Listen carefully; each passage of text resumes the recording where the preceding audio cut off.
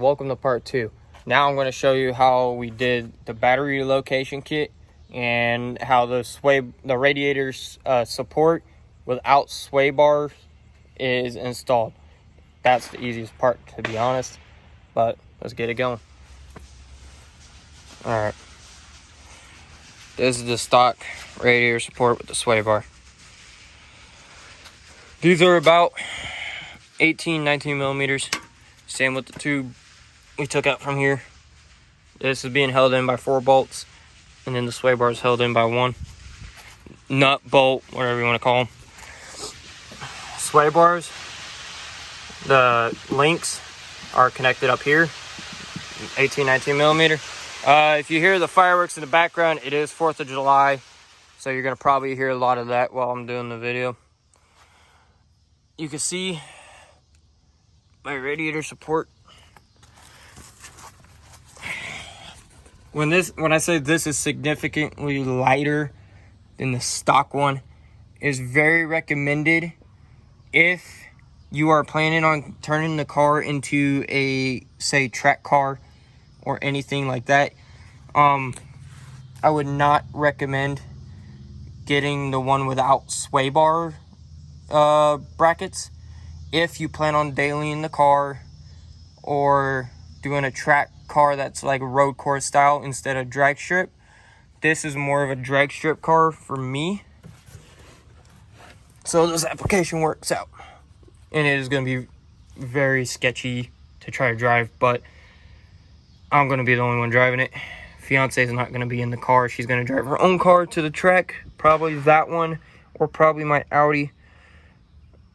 But these are the 2 bolts. They're simply 19 millimeters.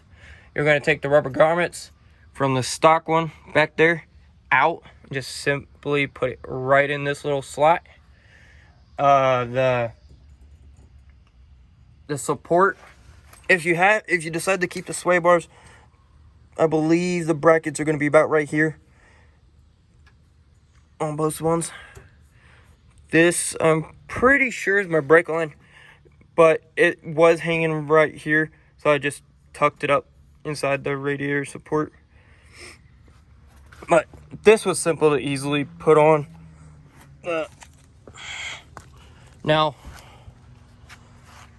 battery relocation kit. So, battery relocation kit comes with the yellow wire that you just saw. Comes with the Mr.Gasket box. So the box, I don't have it strapped down at the moment. Comes with a lid with little inlets so you can run the wire in. So the kit came with the box, the bolts, the head parts, this yellow wire, this ground wire. It doesn't come with a ground wire. This one we took off my mom's 65 because currently the car's not running, so we're just using it on my car. And it comes with a strap down here. So the strap is to hold down the box. However, the strap is not the sturdiest. So we took a self-tapping screw through the box on one corner. I believe it was this corner. A self-tapping screw and this corner down inside. We also, what we did was take a foam mat, like a yoga mat that we don't use at all. It was a multi-purpose mat that we just keep in the garage. We cut it up, put it as the flooring for the box, for the battery, so it doesn't slide as much side to side. Then we also took pieces to cover in the sides so it stays sturdy and doesn't move around. But the ground wire, we have put it right here in the middle. You want to make sure you grind off the paint or anything like that around where you're going to hook up a ground wire to the body. The body is actually right here. This little indent is the box frame rail. So right where we tapped it in is about where the spot welds is and stuff for the rail underneath to the body. So it works perfect. You want to try to keep it onto a rail because most of your power up front is going to be hooked up to rails or the somewhere that's connected to the frame rail up front in the engine bay. but you can face the battery whichever way. You could put it anywhere in the trunk that you wish on the cars. This is a universal kit, so it's not specifically just for the 4.6 3-valve or the 06 Mustang. So it's a universal kit. You can put it on any car. They gave you a decent amount of wire. We're keeping extra because we're going to end up, since this car is more of a drag car, we have to make a kill switch on the car somewhere. We have to figure out where we're going to do it yet. So we kept all the extra in case we need some. But yes, you can keep it anywhere. It does not recommend putting the battery over top your spare tire area, because normally this is like cardboard, or over your fuel tank. The 4.6 3-valve fuel tank is sitting behind the seats. Typically that would be underneath the rear seats if you had them, but I don't. Car is almost fully gutted, besides some of the liner back here and some of the dash and doors. And you can actually put it in the spare tire if you also want. If you don't have a spare tire, my spare tire area is not flat, it's a cone, so it wouldn't work for me. So up front, come back up here, this you have to order separately. It did not come with the kit. This is actually a power block, and what it has is four studs on it. There's 4 studs in total. So you hook up the power wire from the battery all the way up here to one of them. It's on one solid block, so power wire is hooked up to here. All 3 of these got power.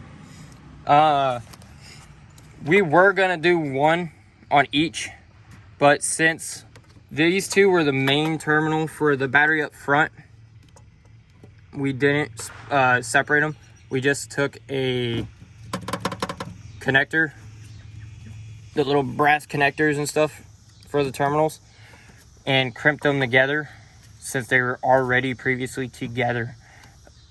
If I remember, one is my fuse box, one's the starter, and this one's the alternator.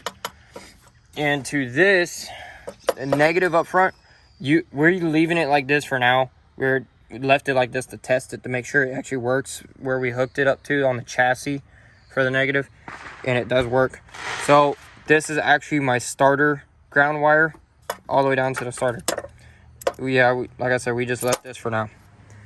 So the ground wire you can hook back up to where it was on the 4.6. I'm not entirely sure if that's for everybody where this one was. This is where it was for my 4.6 3-valve. But the cable, how we wired this in is I took it from here. There is a little indent right here or right here.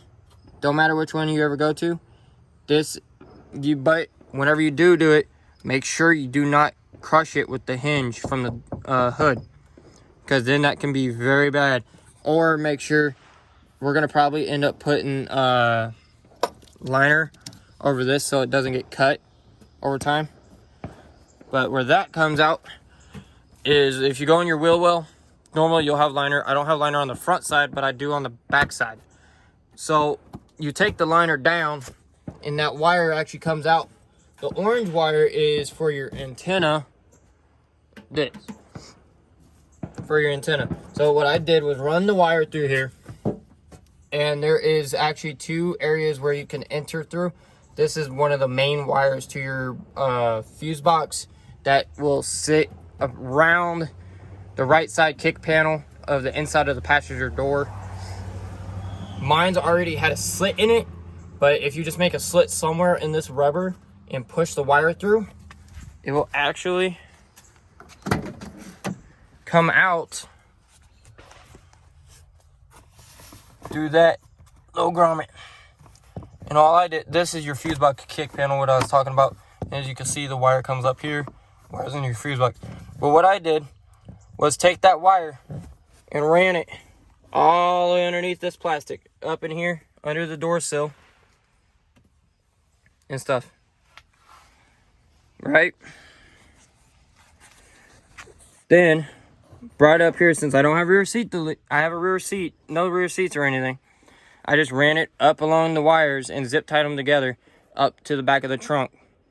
And that's where it gets into the battery. So it's not that hard. It's simple once you actually think about and know what you're going to do. That's why I'm trying to make a video for it. So people like whoever wants to do this, because I was having trouble trying to find a video of how to do it for the car. And there was really nobody showed how to do it. So that's what I'm going to do, is show you guys how to do this. So yeah, pretty much that's it.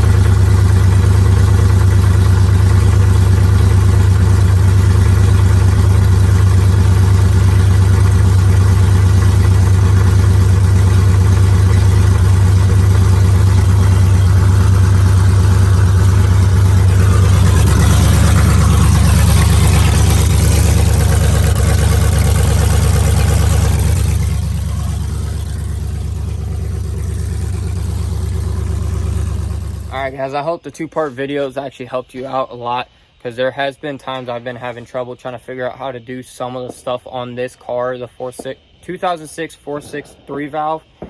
There is times, like the universal battery box relocation kit, there was no video to show how to do it. So hopefully people that wants to do it in the future can see my video and show how I did it and just run it the exact same way. Or if you have another place inside the body to put it, that's up to you. But hopefully this helps out for anybody else that wants to do it for a 4.6 3-valve or any 05 to 09 Mustang GTs, and hopes that helps. Same with the headers on how they go, install them, because like I said, there's not that many people actually showing how they are installed. Same with the radiator support. Hopefully you guys enjoyed the video. Leave a like and subscribe. Have a good day. Happy 4th of July. To start with, because we have a bad ground on the starter. So my fiance is gonna turn the key while I hit the starter to get the car started.